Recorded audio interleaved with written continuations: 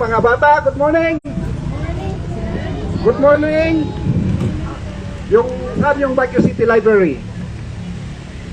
May nakapunta na sa inyo? Sa mga parents, may nakapunta na? Kanina lang.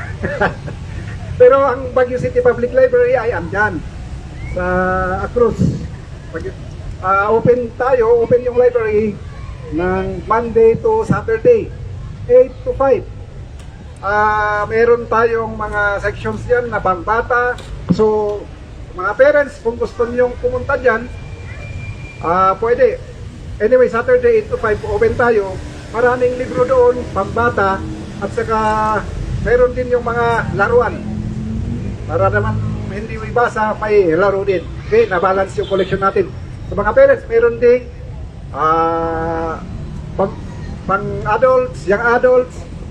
Sa mga, kung gusto nyo malaman yung services natin, meron tayo, pag-register lang kayo o i-follow yung Facebook page natin, Baguio City Public Library. Okay? Ano pa? Okay, mag-umpisa na tayo. So, before we start, yung mga storyteller pala ngayon, isa yung mga salamat sa Philippine Science High School. Sila yung isa nating partner na volunteer. So, pag may gusto sa inyong mag-volunteer na mag-story o may gift kayo na mag-story na i-share yung mga talent ninyo, mag-message lang kayo sa Facebook page natin o sa Messenger. Okay?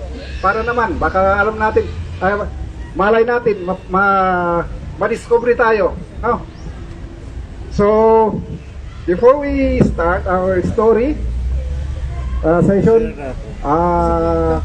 tawagan natin si Kuya Jun. Okay?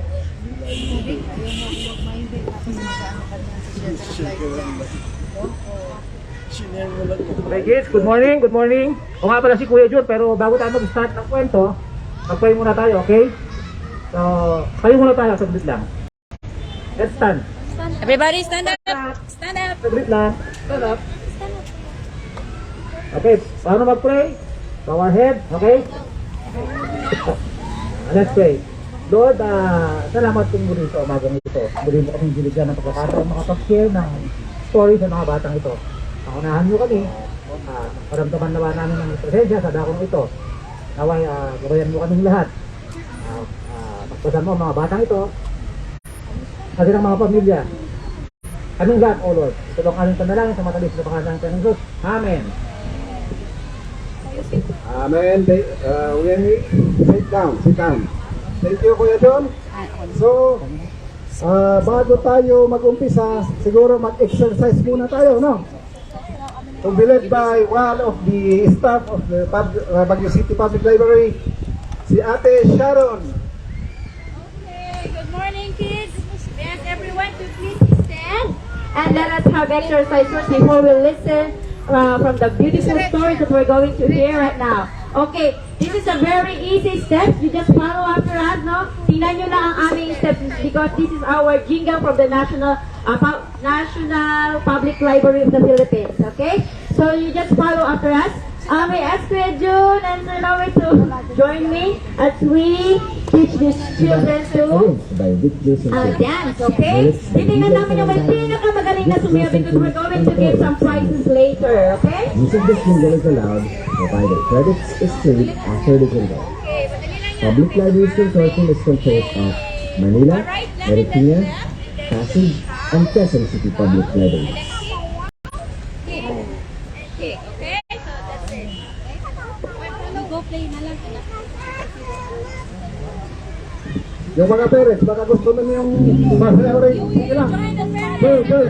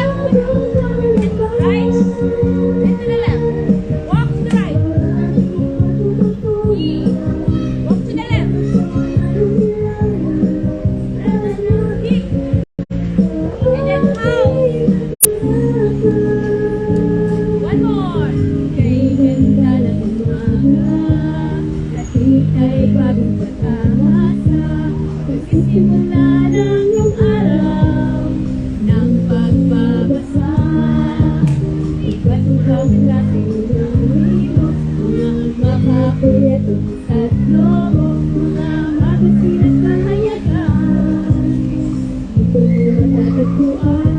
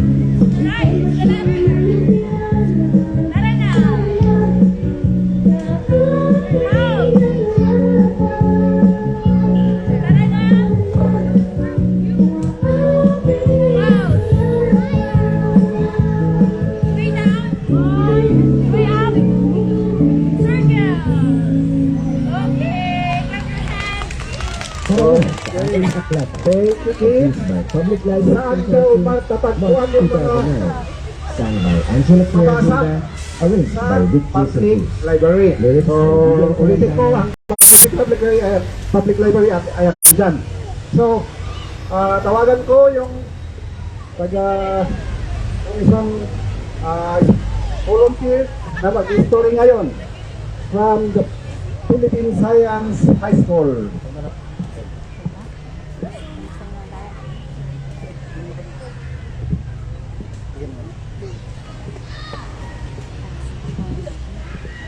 By the way, regular ang mga itong estudyante natin sa Pisay na nag-share ng story dito sa Burnham Park every Saturday. Every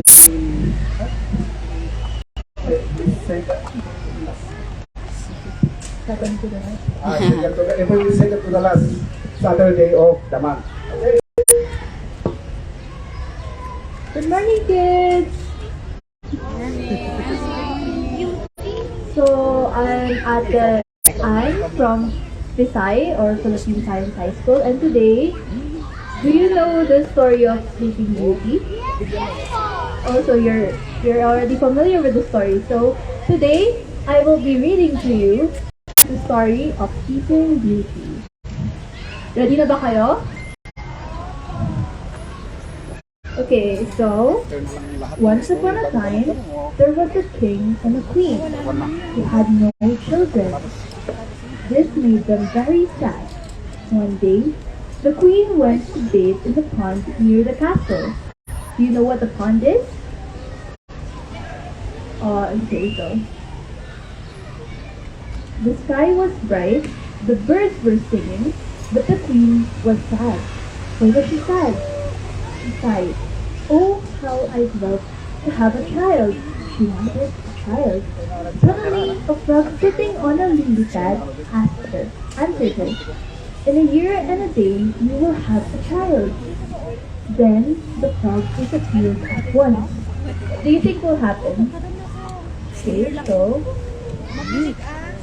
after the year had passed, the frog's prediction came true. Nagkatotoo yung prediction niya. The queen gave birth to a lovely little girl. The king and queen decided to give a big christening party and to invite the 7 fairies of their kingdom. Do you know what a fairy is? You listen ako, you listen. So they wanted the fairies to be the child's godmothers, ninang nila. So each fairy was to give the princess a gift, as was the custom at that time. All the important people in the kingdom were also invited to come to the party. After the christening, all the guests were led into the hall where a banquet was being given in honor of the fairy godmothers. Each of their places was laid with sumptuous golden plates. They had golden plates. Do you know what gold is? Okay, yes.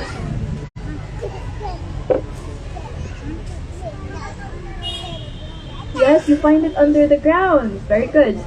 And cutlery encrusted with diamonds and rubies. Ibig sabihin, mamahalin sila. It was luxurious. Everyone sat down at the huge table. After the banquet, each of the fairies went up to the little princess's cradle to give her a gift. I wonder what their gift is. The first fairy gave her beauty. The second gave her grace. And the third gave her intelligence. The next three gave her the gift of dancing gracefully, singing like a nightingale. Do you know what a nightingale is? It's a type of bird. You know, when birds sing, di ba maganda yung pagkanta nila? Yes? Okay. And playing all musical instruments wonderfully. But at that moment, a harsh voice shrilled out, making them all shiver. What happened? At that moment, it was a very ugly and evil fairy who the king and queen had not invited. Hindi siya invitado. She had not been seen for 50 years. They had thought she was dead or locked up in a tower. She cackled. Who didn't invite me? I have come to bring the princess a gift. And here it is. One day, she will prick her finger with a spindle on a spinning wheel and she will die. She laughed. Do you know what the spinning wheel is? Okay. You use it for making clothes. This terrible gift aroused the indignation of all the guests. Frozen with horror, lahat sila natakot. They stood dumb and petrified. Di nila alam kung anong gagawin nila. At that moment, the youngest and prettiest of the fairies came forward. She had been hiding behind the tapestry in order to speak her last, in case an evil gift was given to the princess. Nagtatago siya para sana madepend niya yung princess in case may mangyari. She had not yet spoken, so she said, "King and Queen, set your minds at ease. The princess will not die. I have no power to undo the old fairy spell. The princess will prick herself with that spindle, but she will fall asleep for 100 years until a handsome prince comes to wake her." Immediately, the king's soul passed an edict, meaning it's a rule or an order, forbidding anyone in the kingdom to spin with a spindle or to possess a spinning wheel. Nawala lahat ng paggawa nila ng mga gamit nila. A few years later, as the fairies had declared, the princess grew into a beautiful young woman, endowed with wonderful qualities, and was loved by everyone in the kingdom. Lumaki na yung prinsesa. Siya na yung pinakamamahal ng mga tao sa kingdom. One day, the king and the queen were called away to their throne room on urgent business. Biglang meron silang gagawin. The young princess was left alone and wandered from the room to room. Suddenly, she discovered a staircase leading up to the castle keep. She went up the stairs and found herself in a very little room where an old woman was sitting on a spinning wheel. What do you think will happen? May nahanap siyang spinning wheel. Oh, yes? Oh, let's very see. good, Let's see. very good. What will happen? What's that? The princess asked the old woman. It's a spinning wheel, my child. It's to spin wool. Answered the old woman. Can I try it? Pwede ko bang subukan?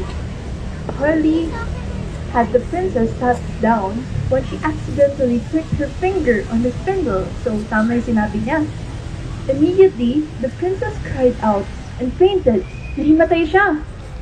The old woman disappeared in a twinkling with a evil cackle. Tumatawa siya. At that moment, when the princess fainted, every living creature in the castle fell into a deep sleep. Nakatulog na lahat ng tao. The king and queen fell asleep on their thrones. The valets and ladies in waiting fell asleep where they stood, as did the guards and soldiers leaning on their swords and lances. Rosette, the princess's little dog, and all the horses on the stable fell asleep. Lahat sila nakatulog, pati yung mga alaga nilang hayop. Absolute silence reigned everywhere. Ang tahimik na, wala nang nangyayari. Suddenly, thousands of trees, bushes, and brambles sprang up around this castle. Unti-unti na silang mukhang naging abandon na. The vegetation grew so quickly that soon the castle's high towers were almost hidden by it. Not even a mouse could have gotten through impenetrable thorny hedge to disturb the sleep of those inside. Hindi na sila magising. 100 years later, a king's son from a neighboring country was hunting near the castle when he suddenly saw the towers peeping out from above the thick tangle of bushes and brambles. May isang prinsipe nakadiskubre ng forest na mukhang wala nang nabubuhay. But an old peasant told him the story of the sleeping princess and the prince who has come to save her. The prince did not hesitate. He galloped towards the castle. Bushes and brambles came at him, scratching and strangling him, slashing at them with his sword. Sinubukan niyang tanggalin yung mga bushes dito para makapasok. Suddenly, the trees and thorns parted out their own accord. Mag-isa na silang nawawala, as if by enchantment, and the prince rode up to the castle along a magic path.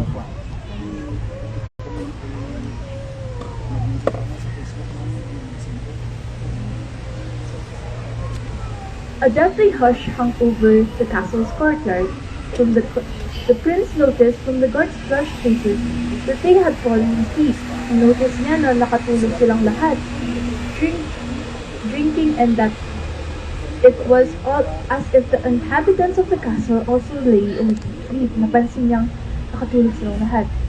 Intrigued, the prince entered the throne room and was astounded to see that the king and queen and all their subjects were indeed fast asleep. Nakita niya na yung king and queen nakatulog, at soon nakita niya rin si Sleeping Beauty na nakatulog dun sa tower. The divinely beautiful princess lay on her bed.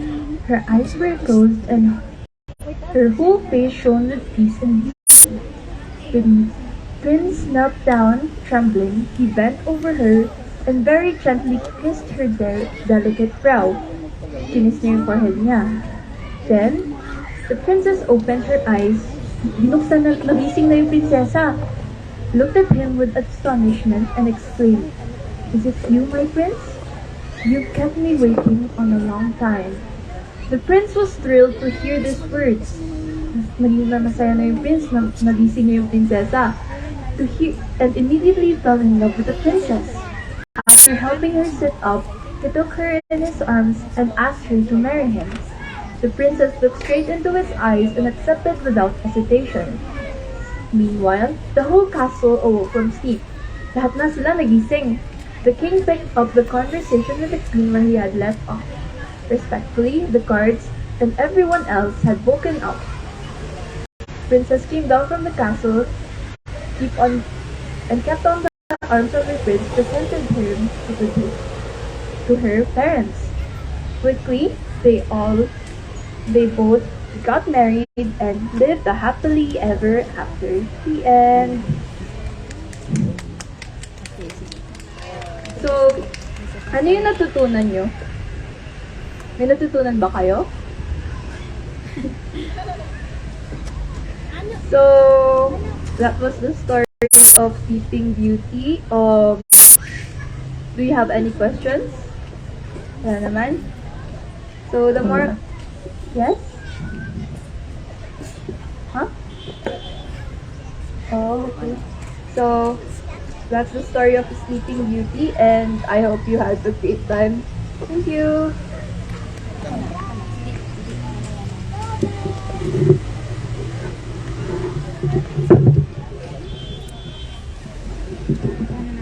Thank you very much, Ate Ann. Siya ang unang storyteller. So, ano? Gusto nyo pa? Gusto nyo ba? Isa pa? O dalawa? Oh, sige, isa pa para mamaya magtatanong din si Ate Sharon kung ano yung natutunan niyo. Kaya makinig kayo ha. May prize daw yung makasagot ng tama, okay? Yung pangalawang magkukwento ngayon ay si Ate Sharon. Palakpakan! Okay. Hello, good morning.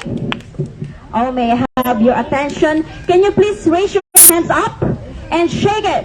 Okay, I just want to make sure that you're listening to me. Okay, now I am the second storyteller. By the way, my name is Ate Sharon, but you can call me Ate Shawi. What's my name? I can't hear you. Ate Shawi. Okay. I am the librarian in charge doon sa children's section ng ating Baguio City Public Library. If you want to visit me there and to listen more stories, just go there and visit our library to listen more stories there. Now, my story is about the crying trees. Do you love trees? Huh? Do you love trees? Yes, me too. I love trees. I love plants. I love flowers. I love animals that surround us, that make us more beautiful, right? But this time, I'm going to tell you stories that the trees are crying. Let's find out why they are crying. Do you want to know? Yes. This story is written by Mary Ann Ordinario Floresta and illustrated by Yasmin S. Ong.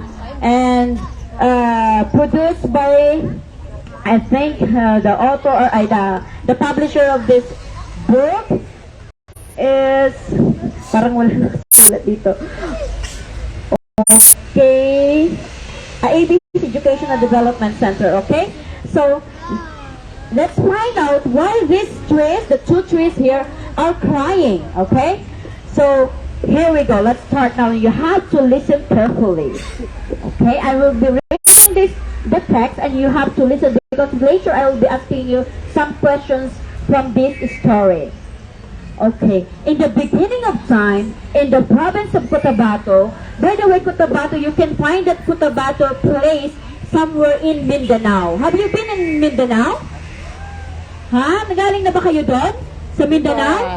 Yes, it's a very, very far place from here. There is a place, Cotabato. There was a place well known for having so many trees. They call this place the Tree Land. What's the place? Treeland. Very good. Again? Again? Yes, very good. Treeland. The trees here were living together as one happy, contented family. Okay, as you can see in this picture, there are animals, there are trees, butterflies, and also crocodile. Maybe they are crying, even the crocodiles. Yes, because of the happy family tree. This is great-grandfather tree. Great-grandfather tree, the oldest tree of all, was the head of the big family. He has lived 1,000 years. Everyone in the family, the mother tree, just like the mother, father tree, just like his father, and the little trees, just like you, loved and respected him. The little trees were always played and laughed and talked to each other. They loved to listen to the stories told by great-grandfather tree. Day and night, they love to listen to the stories from great-grandfather tree. Maybe the great-grandfather tree is a good storyteller. All the birds came and sang melodies for the family. The honeybees, the butterflies, the fireflies. Have you seen fireflies? Yes. It lights up during nighttime. Yes, during nighttime. And the birds decorated the branches and leaves. Even the small waterfall and the stream nearby were always giggling while they were listening to the funny stories of great-grandfather tree. That's happy the little trees when they are listening. One day, while the trees were playing around, they saw a man with big and thick mustache. No, mayroong ano dito. Oh, ayun, nakita nyo? May mustache. He was walking slowly, looking around to them with his round and protruding eyes. He was observing and measuring the big trees. Oh no! What he's doing? He said, very fine tree. Beautiful and giant trees, all love them, he said. The trees could not understand such gesture. What is doing? One of the little trees asked with his eyes full of confusion. Why is touching our mother and father trees? All the small trees were bewildered. They are wondering, oh no, what he's doing to us? And then, the great-grandfather said, don't worry. He is just a visitor. He will leave soon for sure. Really? Said another small tree. Maybe he saw with mine how handsome my father is and how beautiful my mother is. The little trees giggling with laughter as they continue to play and tease each other. Oh, maybe it's not harmful, but let's find out what this man doing. After a few days, the smallest tree came running and shouting, Great-grandfather tree! Great-grandfather tree! The man came back, and there's so many of them! They are each carrying long, sharp silver object. It's shining and edge. What is that? Why they give that to us? Will it help us make us grow and be wise? Will it make us taller trees? What is that father tree? But they are very confused. Upon seeing the man, great-grandfather tree trembled with fear. They are very scared. Oh no! He immediately called the trees with thunder of his voice. Everybody listen to me! Troll trees! Everybody listen! We are all in great danger. This man will cut us down. We will all fall down. We will all be gone. So let us escape. So all the trees in the treeland were frightened and scared. Oh, we're going to do? We're going to hide. Oh, the trees were all filled with fear. What are we going to do now? How can we hide? Great-grandfather tree, shouted all the trees. Listen carefully, great-grandfather tree. And answered back bravely, I will protect all of you, especially the little trees. I will shield and cover you from all of them. Now, the little trees will run first, followed by the mother and the father trees. Everybody run and hide and go back to the highest mountain of apple. So they need to escape so that the man they will not cut down. But the little trees were hesitant to leave. Why? Why do you think they want to leave? Huh? Why? Yes, that's right, but because that's their home. But you know, there's a deep reason why they don't want to leave. They could not leave him alone. So they hugged the great-grandfather tree tightly. No, great-father tree. You come with us, please. Please come with us. We will never leave you. We can't leave you like this. The little tree said, and they are crying so hard because they don't want to leave the great-grandfather tree because they love so much that the father tree, the great-grandfather tree. No, we don't want to leave you. But the great-grandfather tree looked at them and with sadness in his face and eyes. No, my dear little trees, I have to protect you. I have to protect all the trees from harm. As you hear me fall down to the ground, remember me by keeping the courage and hope alive in your hearts. He slowly touched the tears of the small trees and wiped them. I will do this so that you can live forever.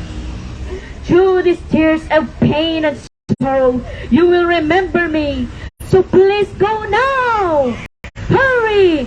So the little trees left with heavy hearts because they don't want to leave the great grandfather tree. So they walk slowly, so that the man cannot listen to their walk while they are escaping the tree land.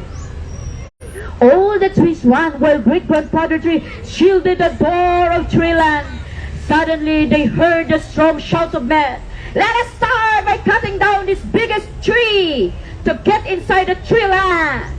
And slowly the 30 men began to chop the trunk of the great grandfather tree. Chop! Chop! Chop! Oh no! All the tree land heard a loud cry, great grandfather tree. He cried from dawn till dusk. Ah, this is so painful, but I have to protect the little trees. Oh, please help. Upon hearing the voice of the great grandfather tree of pain, all the trees wept. They cried, felt the agony of great grandfather tree, but they could not do anything to help him. They are very sad. Until one day, they heard a big thud, and like the sound of the thunder, and the earth shivered with trembled. Something very heavy fell to the ground, and the town shook of a shock in the earthquake. The trees quivered with felt very sad. They knew that the man had taken their great grandfather tree.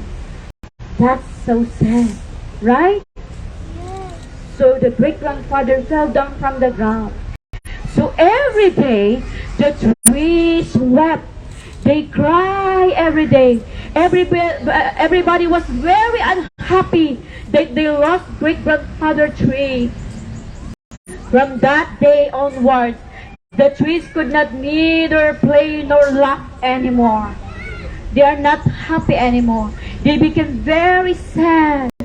They were always silently crying while remembering the kindness of great-grandfather tree. To this day, until now, if you want to visit the province of Cotabato, you can see everywhere the trees there. The words of great-grandfather tree came true. He will always be remembered because of the trees of the tears of the trees. The town people came to call trees of the rubber trees or goma. The crying trees, you can find the crying trees there in Cotabato, somewhere in Mindanao. So if happened to pass by this place, we could see that the tears of the trees are flowing extensively from their trunk. These tears are collected by tying small coconut shell. As you can see, there's coconut shell here. Oh, they collected those tears and make it as a rubber or latex. Okay, if you have rubber, yeah, you use this to tie, right? So those are from the tears of the rubber trees. So that's the end of the story. Did you like the story? Yes. Okay, I'll be asking you. Okay, what have you learned from the story? Who would like to share? Huh? Can you come here? You want to share? Huh? Oh, what have you learned from the story? Anong natutunan niyo sa story? Huh? Who wants to share? Come here. Okay? What did you learn? There are no such cut down trees around here. That's it good or bad? But Yeah, that's Bad. Cutting trees are good or bad? Bad. So we should take care of our environment and trees. Okay, what else? What have you learned? Huh? Ano pa yung natutunan ninyo? Okay? trees. You protect trees. Very good. Do you plant trees? Ah? Yes, very good. Oh, ano yung ginawa ng great-grandfather tree? He protect. He sacrificed himself just to leave the little trees. How about you? Do you also sacrifice yourself for your loved ones? Yes, of course. By helping your mother to do the household chores, right? Yes, by cleaning. Oh, that's also a sacrifice. Because even though you are still kids, you're helping your mother. Okay? So that's the end of the story. I'll give the floor to Sir Noel. Okay. Thank you, Sharon, for that beautiful story. So, again, this storytelling is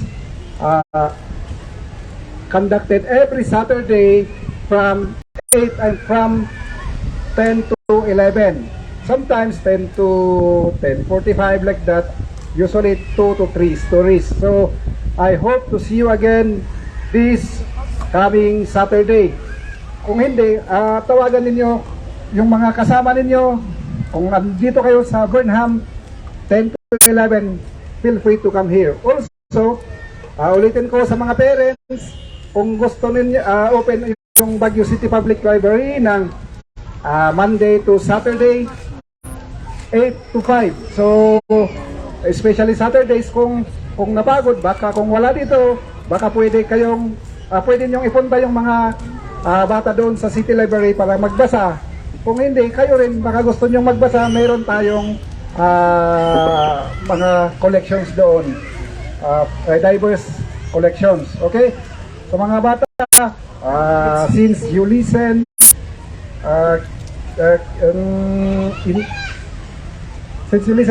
magbibigay si Kuya John ng Candy. prize ninyo. Okay?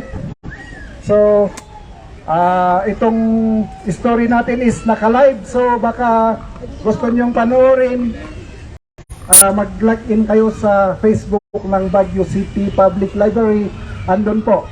This way. So, before we depart, distribute si Kuya John ng goodies. Mag-wave muna tayo sa Okay, kids. Facebook, sa camera natin. You wave. Okay, Hello, bye-bye, bye. bye-bye. You wave. Pati yung mga parents kung gusto nyo. Sige. Bye-bye. Ito, okay. Bye-bye.